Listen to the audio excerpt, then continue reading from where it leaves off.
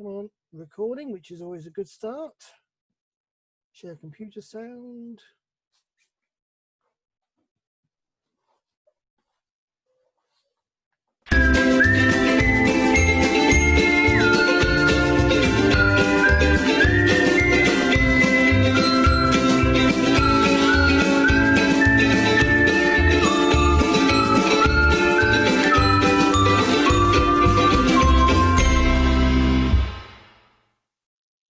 That's a lovely introduction. Well, it was written for me. Everything wants to come on. Right. Hello, Olaf. Hi, Morven. Well, welcome to the collective. How are you, sir? I'm good. I'm really good. How are you?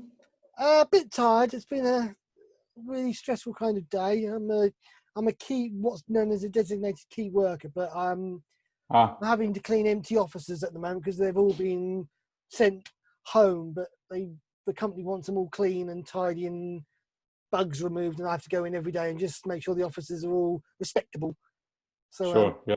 It's a relief to come home and to be able to talk music, chat to people I've never met before like yourself, and just enjoy this kind of unique fellowship that's being created for me.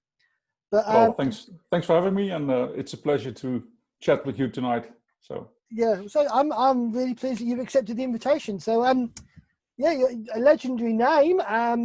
But where did it all begin? Do you have a musical family? What's your Salvation Army heritage? Is there one? There certainly is, yes. So I'm a third generation Salvationist. Both my both parents and both my grandparents on both sides of the family, they were in the army, and I think I'm from a quite musical family also. So my father, my grandfathers, my uncles, they all played in the band, and all the women, they sung in the songsters, of course. Mm-hmm. So I'm from a traditional Salvation Army family. Yeah. Oh, that's interesting. So very musical heritage. I was looking at your entry in the book. Oh, sure. And if the entry is to be believed, you were born in the same year as me, so I can put you on fourth generation. So we're roughly the same age. There you go. Yeah. So but you've got several credits, but I always like to ask, when did you start fiddling around with notes on a paper and composing and sort of jotting? Was it, how old were you? Do you remember the first time? Yeah, I hardly can recall that. It was from a very young age, and I think to believe that I was around 12 or 13 maybe, that I started putting some notes on paper just because it intrigued me. Okay. Just to whatever, play with it, and but then in my teenage years, I started to play in the territorial youth band, or then it was a provincial youth band, and I got some friends, and we all played together in a small ensemble, and I started writing for that ensemble. Age 15 or 14, 15 maybe, and so that was the first try, I guess to can you remember what the first piece was that you tried?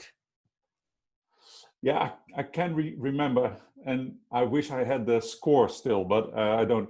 I wrote some kind of march with the title "He Loves Us," and I don't even know what song or tune was used, but I can recall that it was kind of crap when I think back of it. But. Was it the sort of, you said it was divisional band, so it was wasn't the local YP band that kind of got the first taste of the Ritman composing pen? No, I've never played in a YP band, so neither have I.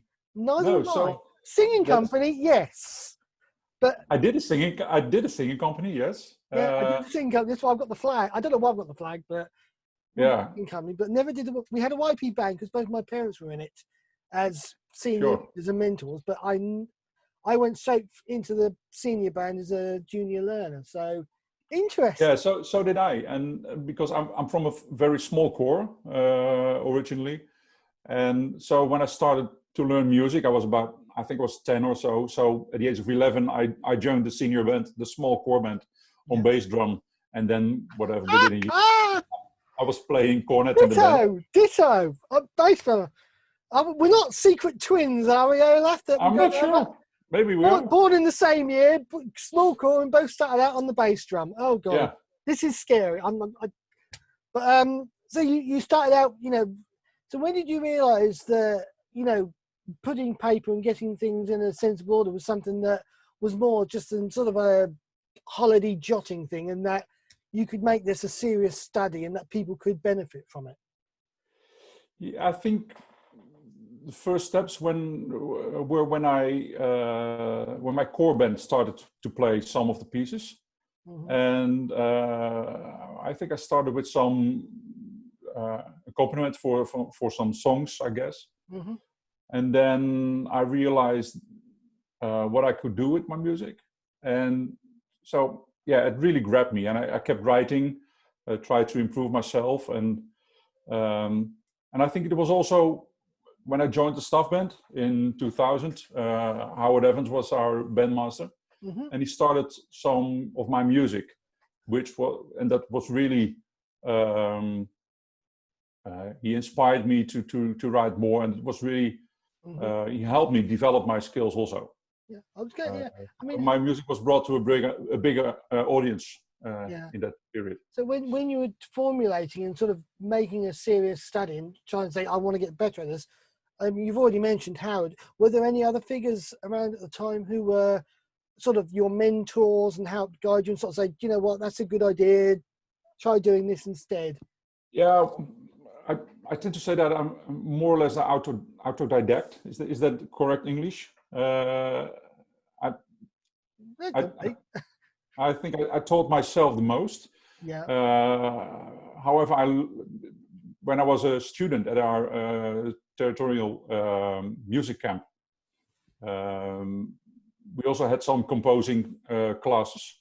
So I followed them, and of course I had some people that commented on my music and helped me to develop my skills further. But otherwise, I've learned a lot from conducting a band, because you're looking into scores always, and when you're conducting, you hear what works and you hear what doesn't work. You didn't get that as a player then? I mean, when you're taking the pieces and you've got the ensemble, and you're on whatever instrument you're on, and because when you're writing it down, and this is part of the formula, how do you do it? Do you start off with pen and paper, or is it a case of the initial idea is, and then you go onto the computer and tidy it up? So it depends. So most of the time I have something in mind that I try to write, and I've more or less figured it out in my head, and then I just put it down I'm using Sibelius on my computer. So I put it in the computer and listen to it, develop it, change it also. But now and then I also play the piano. So when I have an idea, I try to figure out some bits on the piano and then put it in the computer immediately. Actually. Yeah. So was it an interesting kind of demo? Because all the composers said that you can have this wonderful workshop of tools where everything is played as if you're in the festival hall, but it's when you put the music on the stands and your friends are blowing the notes and they're going, Olaf, this doesn't quite work. How it might sound great on your computer, but was that a kind of a helpful learning experience, or can you? Yes, don't do that. I have had those moments. Yes, that you think, oh, this is okay, and then you start playing and it's too hard to play, or some harmonization doesn't work. So, and then you go back to your computer and you change the piece or whatever you need to do. How quickly did you get to conduct pieces from being a player and being able to hide behind the music and just concentrate on what was written to saying, Olaf, you wrote it, you conduct it? When did that kind of first happen? So I became the core band master in the core where I am still in 2000. So I'm a 20 years core band master, and I succeeded my father in that period. But before that, I also, besides composing, I also had a love for conducting. So I found myself conducting in my room, playing the best best bands, of course, Black Dyke and Corey, Who hasn't? ISB, Who hasn't? ISB. And I was just conducting with the music. So I had I'm not sure where that started, but I really felt like I'd like to develop myself as a bandmaster. So from the moment I started conducting the core band, it felt okay. It felt good to do so. Yeah. But we also, besides the composing classes we had at our Toto music school, we also had some conducting classes. Mm-hmm. So I followed some of those also. So it was a little experience, but otherwise, yeah, it felt okay. Yeah, interesting. So being in you sort of had the music camps, what was the kind of music in the Salvation Army that you were playing at the time, and that was kind of that you were being exposed to in the compositions? Because obviously you can't say that everyone in Australia gets just Australian music, and you just constantly get James Kerner, Bill Hines, Kenneth Downey. Were there any kind of, I mean, I'm not very well up on non-UK apart from the most, so any sort of Amsterdam-based composers who were coming through on the Salvation Army, or was it literally, oh, this is from London, this is from New York? What would be the story from your local core band? So for my local book, it's a fairly small core where I come from. So we play a lot of unity series. Okay. So several composers. And what I really like about the unity series is that also, let's say that the bigger names in the army, like Ken Downey, Bill Himes, they've all written for unity series. Yeah. And that's really intriguing in a way, that those big names, they also write for smaller core bands. So it's not really the most well-known music, of course, but in music camps, we always played in our A band. I was for some years I sat in the solo cornet bench in our A band. We always played the festival general series from the UK. Okay. That time there was not really somebody from the Netherlands that wrote a lot of music, I guess. That's fair enough. This part of the interesting part of this is that you can sort of interview people from different genres and different cultures and stuff. And I kind of think, well, I know who you are and where you come from and what music you've been writing and playing, but what was the music that you had growing up? Because it would be different to somebody in New York, me in Ipswich, in you in Amsterdam. What would be the I'd grow up listening to Kylie and Jason and the Beatles because that was what you'd done in the UK. In Amsterdam, it would be kind of, you could say ABBA or but that would be very cliche of me. So I'm kind of interested to say you're not someone who has been born and, it would not be the native thing to say, listening to Gershwin or something. So I was kind of interested to find out from a banding point of view, the music and the kind of the local culture would have been, you've got to play a festival to the town people in the surrounding countryside, and they're going, well, who is this James Kerner? We don't know who this James Kerner is. So the sort of the native music from the Amsterdam crowd, what would that be growing up? I think I'm a bit of a strange guy then. Coming from I'm not the only one then. Coming from a real Salvation Army family, also there's a big brass tradition in my family. I can recall from a young age that I was listening to brass music when I was about 9 or 10. I had those cassettes, Yep. I had the vinyl. So I had a lot of records from my dad that I played. A lot of brass bands, a lot of Salvation Army bands. So I really grew up with those bands. However, there were one or two typical Dutch bands that I loved listening to. You would of course know them, and I still listen to them nowadays. But over the years, my musical interest really broadened. So I listen to a variety of music.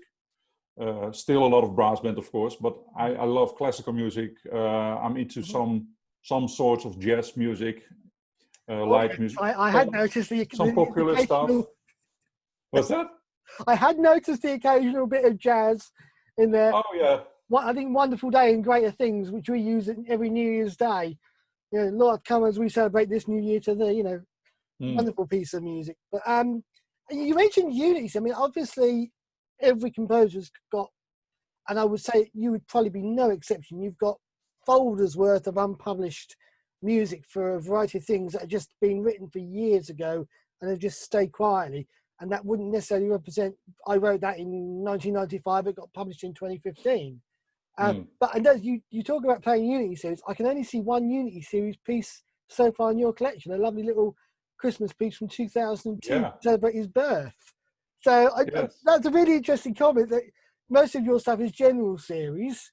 There's a whole stream of stuff on YouTube that's obviously highly qualified and wonderful to listen to. Thank you. Yeah. But I sort of noticing like Greater Things to Celebrate, The Lord is Gracious, When I Survey, which I think is a trombone feature, isn't it? So, it is, yeah. Is it a case of, was it written for someone, or was it just something that came out, or that you felt that would make good as a trombone feature, When I Survey? So it was actually written for our, and that's the ASB, our tour of the UK in 2005. As a trombone solo for our principal trombone player, was a friend of mine. So we used it.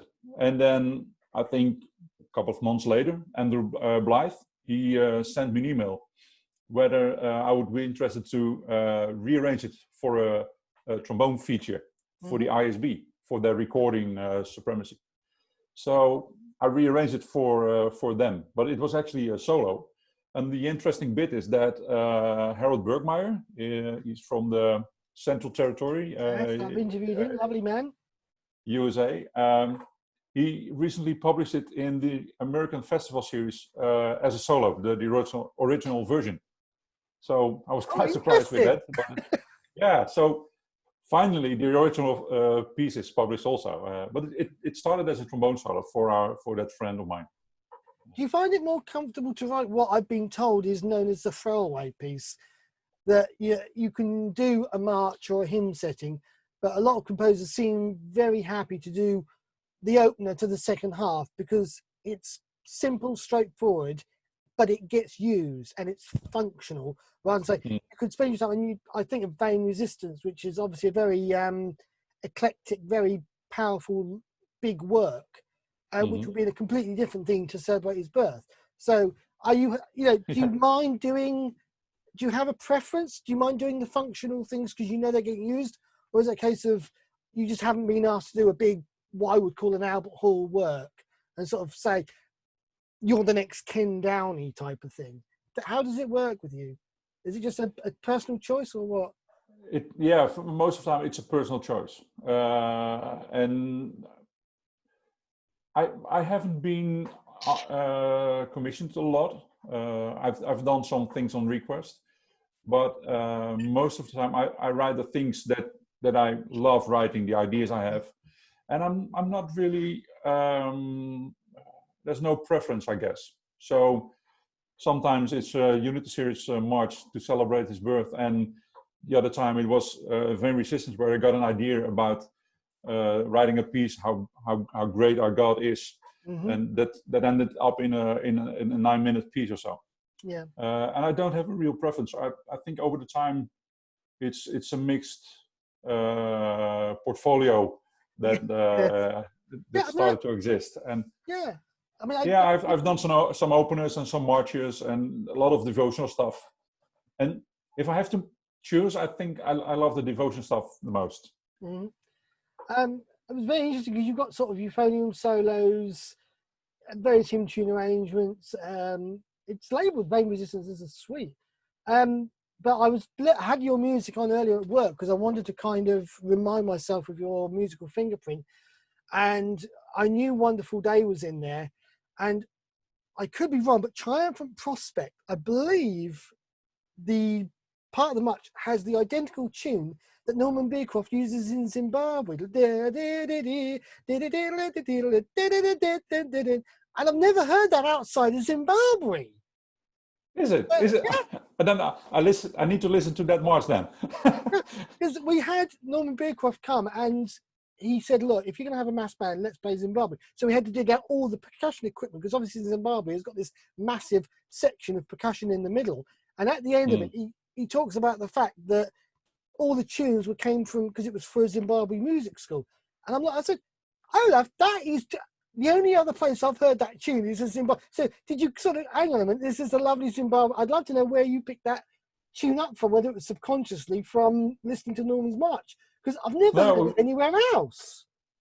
To be honest, I really need, I'm quite familiar with Norm's marches, of course, but then I think I have to listen to that one.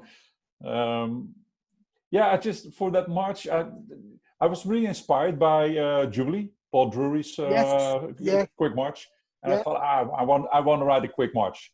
So I picked some songs, and coincidentally they were all about our triumphant prospect that we have as Christians. So hence the title. And so what I really because I'm from a traditional army family, I really also, besides all the new stuff that I like, I also really like the older Salvation Army songs. Yes. So I picked a few of those and put them in the march, and that's how it went. How did was it a case of something you wanted to write, or an idea that came to you, or was it kind of someone said, "Can we have a march?" and that was already brewing? What was the genesis of Triumphant Prospect? Yeah, actually, it was because I really like Paul Drury's Jubilee. Yeah. And I thought I liked it. Was purely a musical thing. Kind of thing. That well, march. Yes. I wanted to write a quick march. That was the thing. Hey, yeah, that's fine. So that's how it started, and the audience, they really love it. So it's now more or less our how would you say the march we finish off with every concert with the staff band, and we try to play it quicker each time we play it. Oh golly, does that always work? It does. Oh, I just wonder, as a composer, you're going, no, we're taking this. You wrote it. You're conducting the band, so. Yeah, I'm conducting the band. Yeah.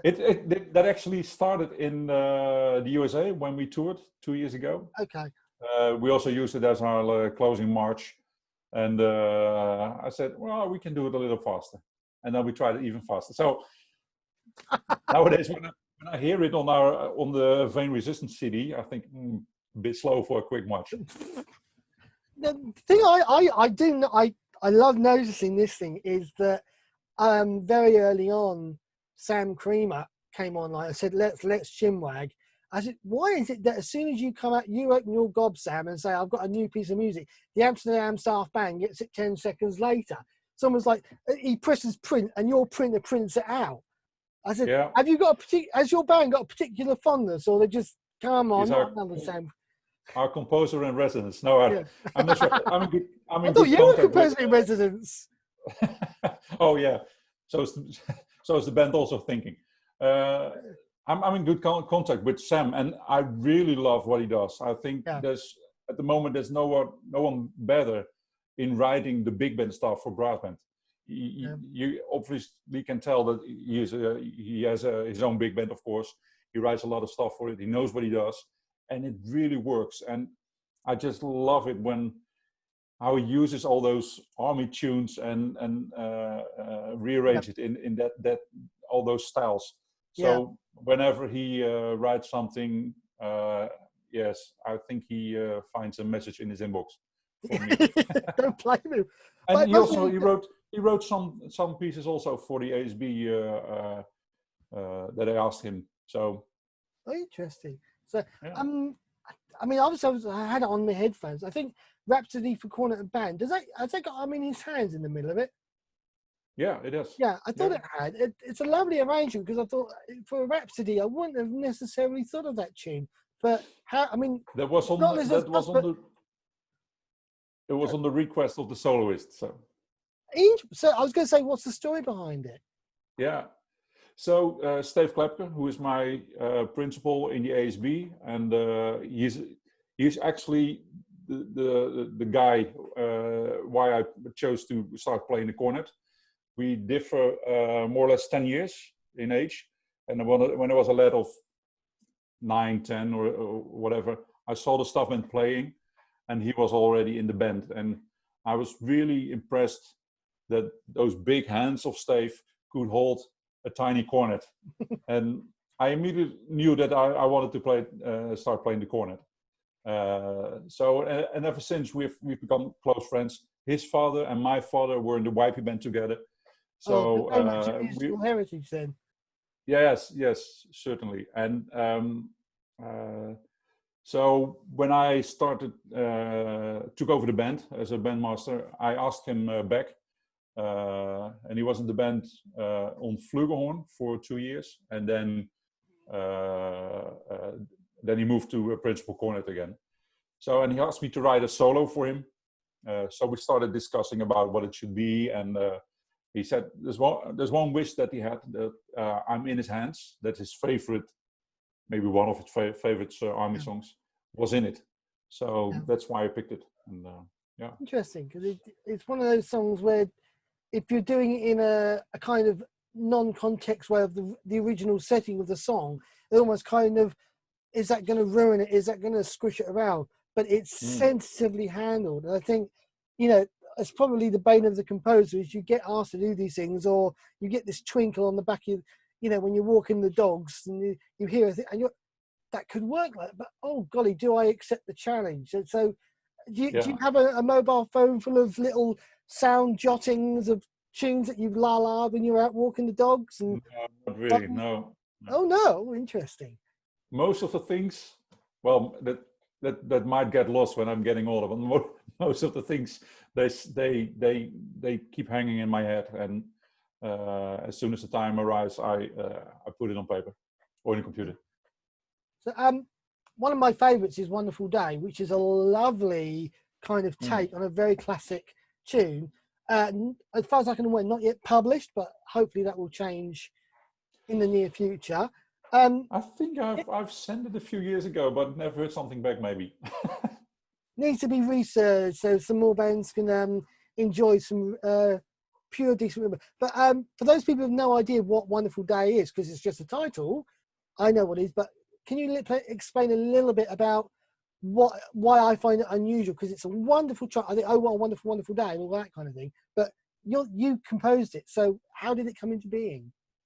Yeah, so I told you I was a student at our music schools for some years. And from a certain year, I guess when Howard took over the staff band and when he became the territorial music secretary, he invited me to come as an instructor, as a staff member at our camps. And in those early days, we had how would you say, an extra class. Mm-hmm. I've lost the English term for that, but it's more or less a minor class that we and it was a big band music. So what we did, we had a rhythm section with piano, guitar, piano, bass, and drums, and then we just had the cornets, trombones, and horns, baritones, euphoniums from the brass band, and they formed a big band. So obviously there was no music for that group. So I wrote a lot of big band pieces for that group, and one of them was A Wonderful Day. Yeah. So that one didn't start as a brass piece, but it started as a big band piece. And I think what was Howard that asked also to rescore it for band.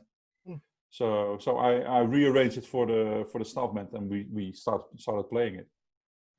Interesting, because some of these things you wouldn't think they necessarily would translate. I mean, there's been a lot of composers who've said that you get tunes, particularly some of the contemporary tunes, and some of that won't translate into brass, but in a contemporary sort of modern worship band with the guitars and the strings and the saxes or whatever, they fit perfectly. But to try and push them to rearrange them into a brass context, sometimes you think it ain't going to work. So what was the difference between scoring for brass band and for the rhythm group? Because they could be seen as two totally different things.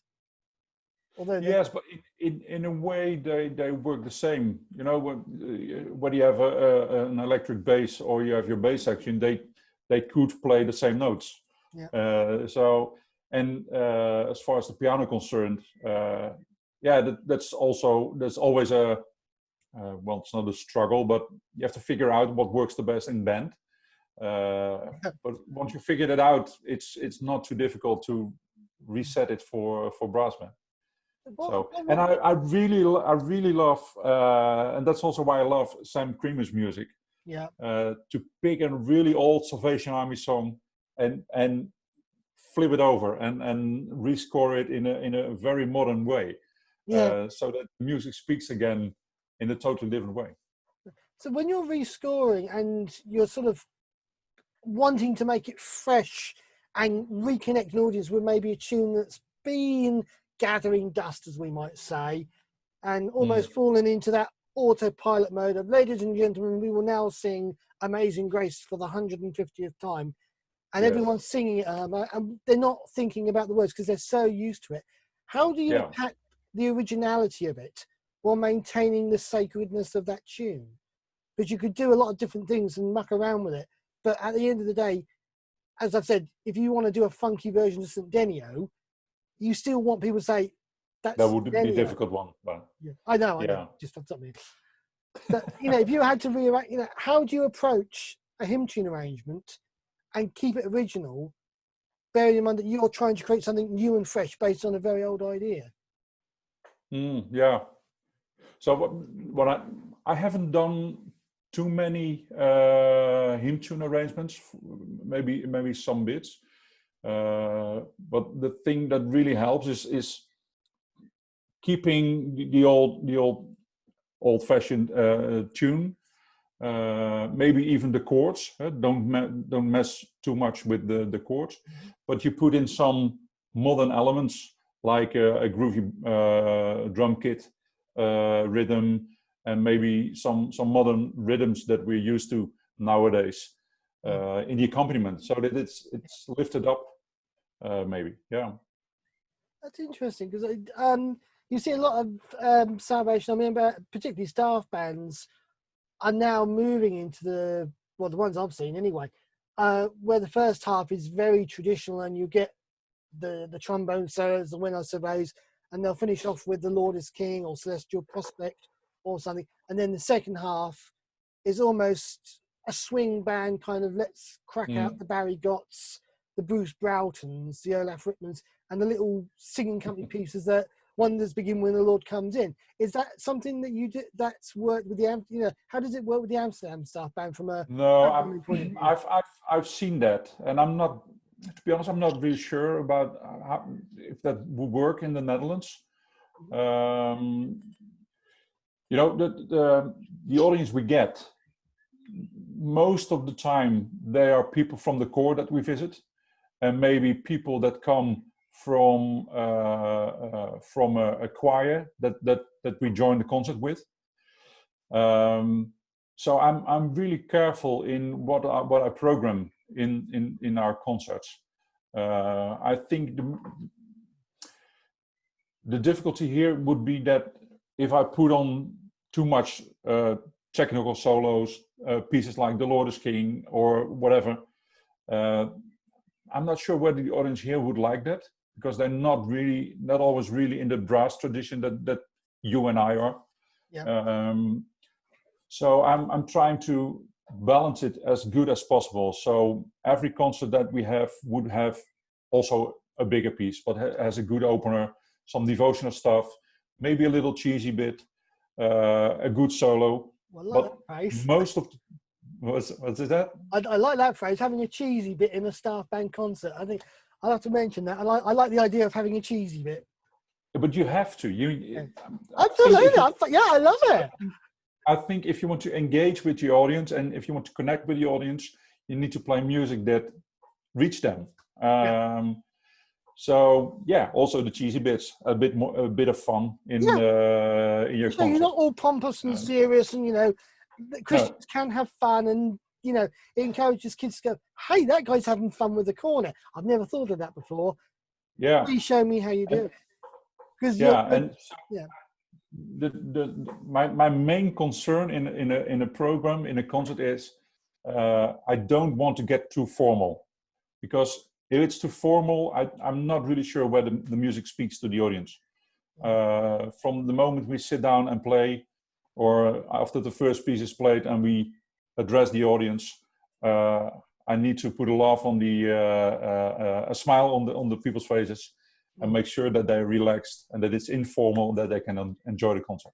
Yeah, I just found it very interesting, because I said you seem to be first in the queue for some of the wonderful sparky pieces. Whether the people of Amsterdam are fond of a good spark in their Salvation Army band repertoire, as opposed to maybe the devotional pieces, because you seem to be first every CD I get of the Amsterdam Staff Band. It's just the front cover is the band got a sense of humour and dancing, where they're not all sitting formally in front of the flag. It's an expression of who you are, and you don't see that. I think it's interesting to see how, from an English point of view, that's a different thing in a different culture, that you're still trying to portray the same message and connect, but at the same time, as a Salvation Army band approaching your local community, it's no good you saying, we're going to play this work, if the people are going, that wouldn't mean anything. You've got to connect with the audience, and you've got to bear that in mind. Bearing in mind, that's all, take a load of Triumph Series stuff as well.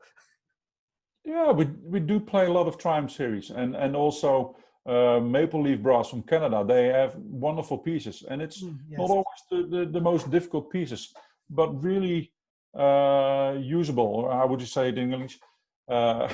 It's functional. It's functional, yeah. And so yes, I also put those.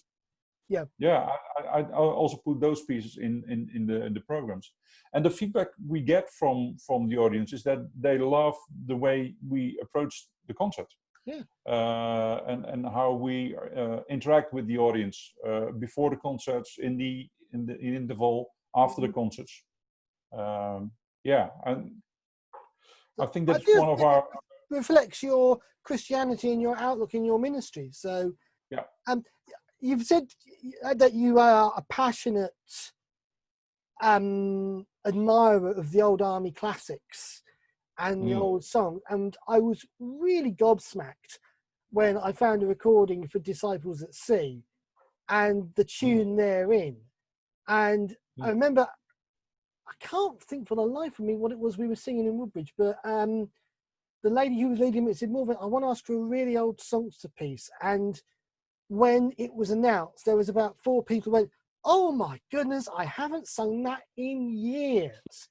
Now, Disciples at Sea, if you would be my disciple, fisherman, if you, lovely classic piece of Salvation Army music that was massive in the 70s and early 80s when we were growing up.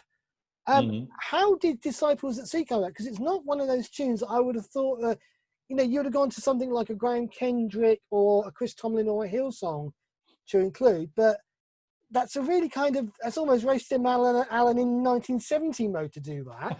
And that's complimentary, I assure you. Yes, Can you please tell me about, because as a fan, as someone who has really enjoyed the music, Disciples at Sea, give us the story behind it, please. Yeah, sure. But first, about the song, if you would be my disciple, it's still in our songbook, and I'm not sure whether it really is. Yes.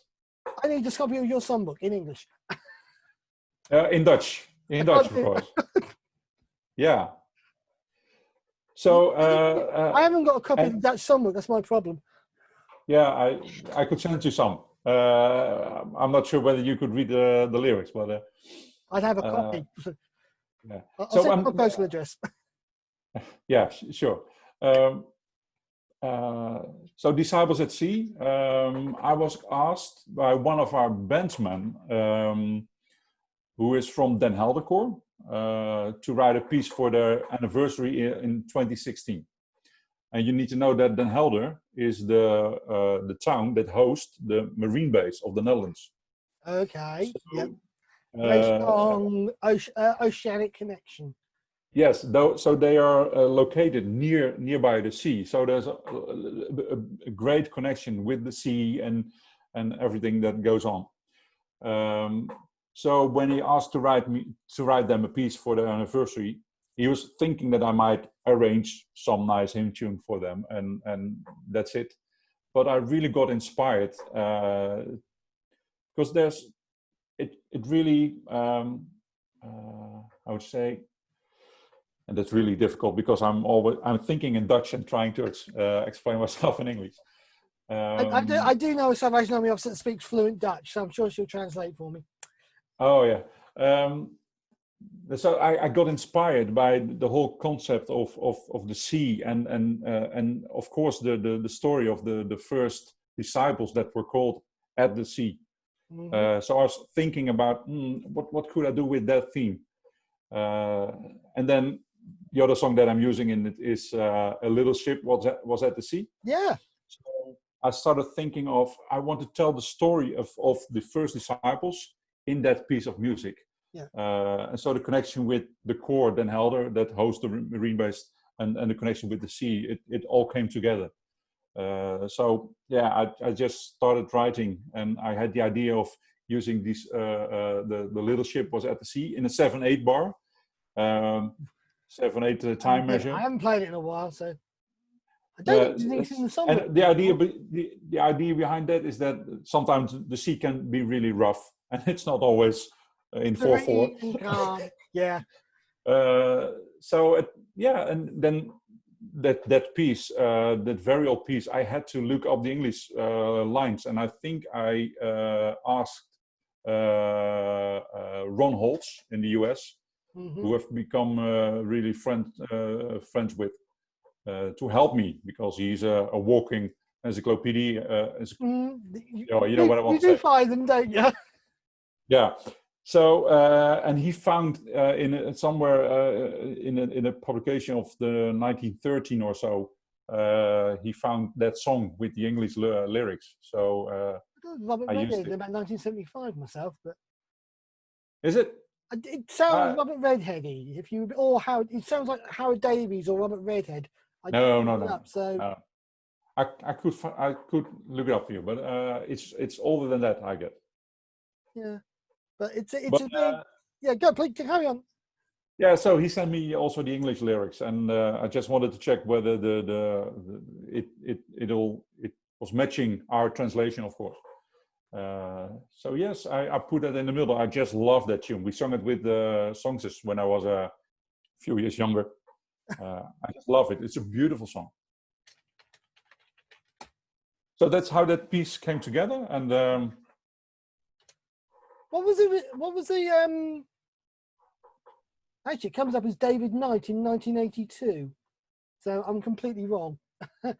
What was the reception from the piece? I mean, obviously you say the song is in your songbook, which it isn't in ours, so it was obviously, was it something that people were familiar with as as opposed to, I don't know, Amazing Grace or The Old Rugged Cross?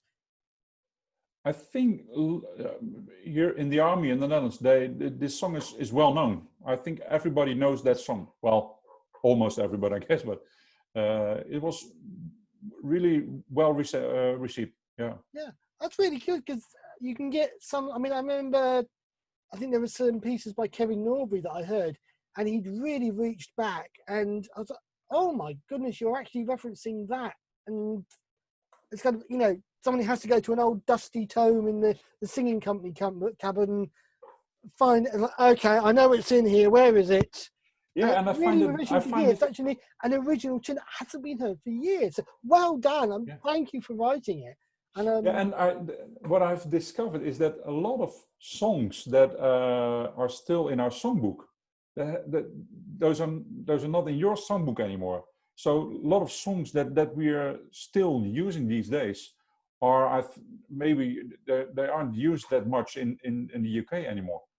So that's something I find, and this is one of them. And I was, I think it goes back to. So there's another one. I wrote Bought With Your Blood. It's published under Eternally Thine. Yeah. And it's a tune by George Marshall, and Yeah. it's still in a songbook and really popular. But I think in the UK it's hardly sung anymore. Yeah, I think we get so much music that you get. It's sealed by thy spirit, eternally Yeah, thine.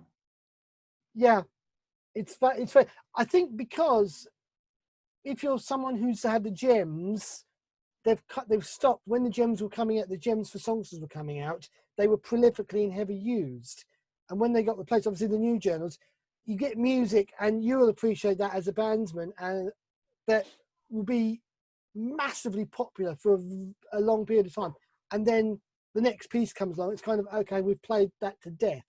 I mean, Albert Jakeway famously said there's a recording on Regal Zonophone of his cornet duet of A Song of Praise, and he literally says in the introduction, he said, when it had been flogged to death, it got used, and just we had to go with music. I mean, my bandmaster absolutely got sick to death of playing Vanguard because we just played that and played it and played it. And he said, you know what, can we play something? I said, well, you're the bandmaster. He said, I love it. It's a very functional march. But one thing I would like to ask, I mean, Norman Bearcroft is a wonderful composer. Amsterdam Festival March. I mean, is that something that is a kind of bone of contention for you guys, or do you love playing it? I mean, I know it's not published, and I've only got one recording. No, it's not. But it's not published, but we've used it a lot. So I'm not sure. Steve would know this, but I think it was written for our tour to Canada in 1992. So a couple of years ago, and ever since we've been using it quite often. Also with Howard when he was our Howard Evans when he was our bandmaster. And then for a period, I also have used it, especially when we visited Canada in 2013 again. That was our closing march for our concerts. Yeah. It's a cracking march. It's really a good march, and we've recorded it with Howard. And I think if I put it on the program again, the band would love to play it. No, I know my mum loves it because I said I wasn't going to admit this to you, but she has said at her funeral. I mean, this is us looking at Amsterdam from the outside looking in, rather than you guys looking out. But Mum was a massive fan of Van der Valk, so she wants the tune of I Love. Now, obviously, very famous British TV series filmed in Amsterdam. Norman Bearcroft features it in the march. Now, is that kind of thing that people in Amsterdam would recognise, or would they case of, oh, that's a British series, we did that, we remember it being filmed, but no, I think you need to know this. You need to know the series to recognise that tune. I don't think most of the people would know that. No, I'm just interested because it's nowadays. Maybe in '92 they would, but nowadays they don't. No, that's interesting because it's a classic kind of thing, but it's a case of if you were in there at the time and you saw the filming, it's a British film or something. And Amsterdam is a beautiful place. I've never been there. My parents have, and I just wondered whether, because it had been written for the group, whether people in Amsterdam would not really that relevant, mate. It was written by someone outside, but yeah. I was looking at your credentials. I mean, you don't seem to be surprised at anything you write. You're perfectly happy to do any genre. So I would like to ask a question that I ask everyone. Where's the most unusual place that you've had a message from about a piece of your music being played? Can you top South Korea and Romania? What's that again? Can I what?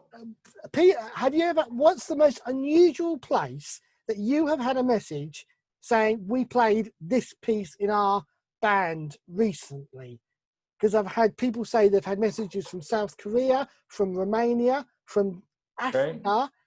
So where's the weirdest place you've ever heard of a Ritman music being played? I really don't know. Yeah, I know that in the most Western countries, somewhere in Canada, the US, Australia, they've been playing my music. Some pieces, some places in Europe.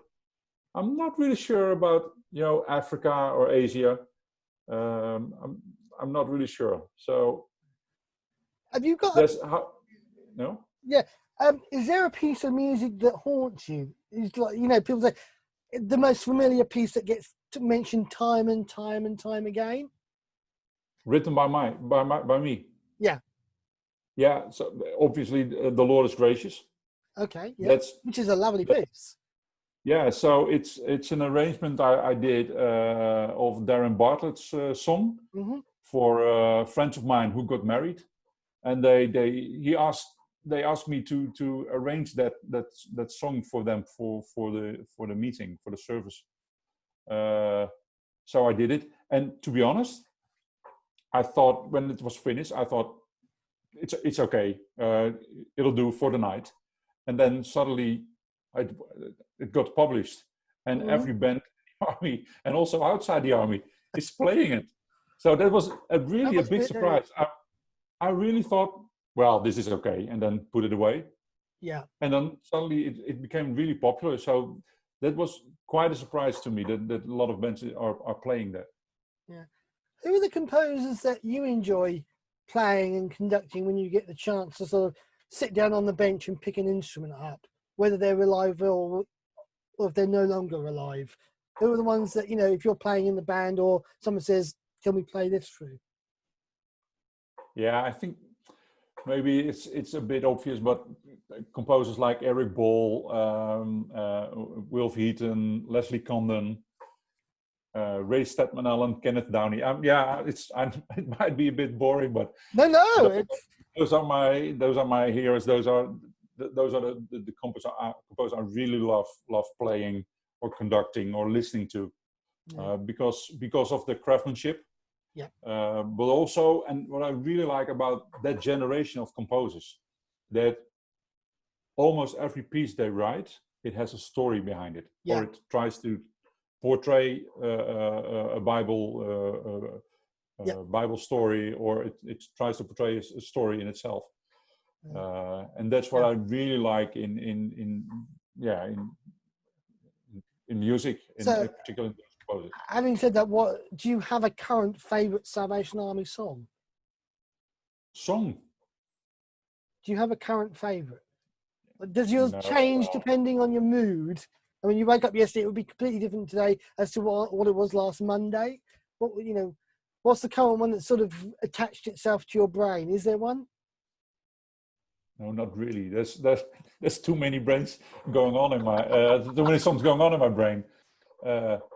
I think we have maybe I'm not here to judge, but maybe compared to other churches, we have such a rich musical heritage in the army. Bless, we really are. And I think, I'm not sure who said it. I know Bill Himes quoted it. Maybe it was his line, but in the army we just like a good tune. Yes. And there's so many of them that keeps popping up in my head, of course.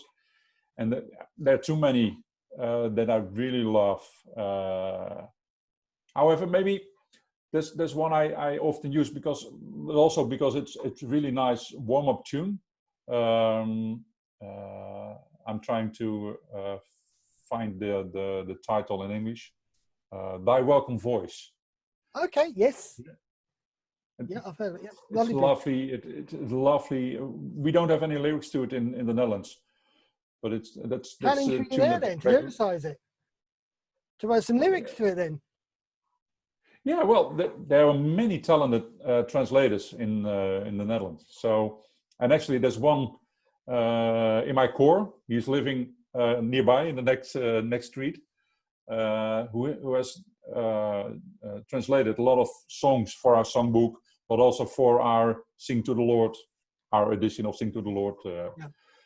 So, yeah, maybe in the future. Do you have a favorite Bible verse, portion of scripture? No, I don't think that's. Psalm 8 was was the Bible verse that was read when we married, when I married my wife. That's a favorite one. Mm-hmm. Also in the Bible, so many lovely verses. You should have asked me that question before. Then I could have thought of that, and especially have the English English text in front of me. I'm saying, and the Lord will understand, and there'll be people who watch and say, "Well, I understand it." And the point of Scripture is that it's understood by the person saying it to God. So Yeah, Oh, I think I'm being knocked for supper by the sound of it. So I will pray with you, and thank you so much for taking the time and just talking through your compositional career. I was going to say constitutional. I don't think that's quite the right word. But as you wish, feel free.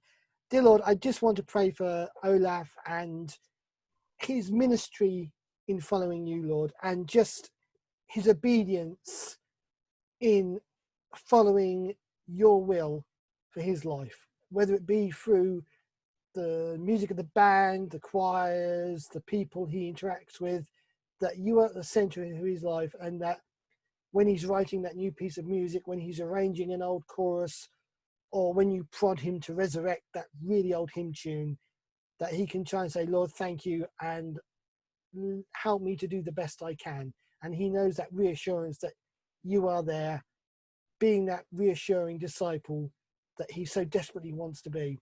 I pray for him and his family, his core workers. I pray for the staff band who support him as he supports them, and for the ministry that they have, not just in Amsterdam, but around the world, in their CDs and the YouTube videos, and the people that will fly in to listen to concerts and stuff, that the glory is given to you, Lord, and that they are truly wanting to do the best for you, Lord. I just thank him for recognizing this gift of composition that you've given him. He is so keen and eager to manipulate it and just find out what's at the end of the pathway, Lord, and just to make sure that the music is of thy name. I just pray for him now, Lord, in this very weird time we find ourselves, that the peace and comfort that he may need from time to time will be there at the perfect time, Lord. But I just pray for him now, Lord, and ask you to bless him and just keep him safe, Lord. Amen. Amen. Yeah. You take care of yourself. I will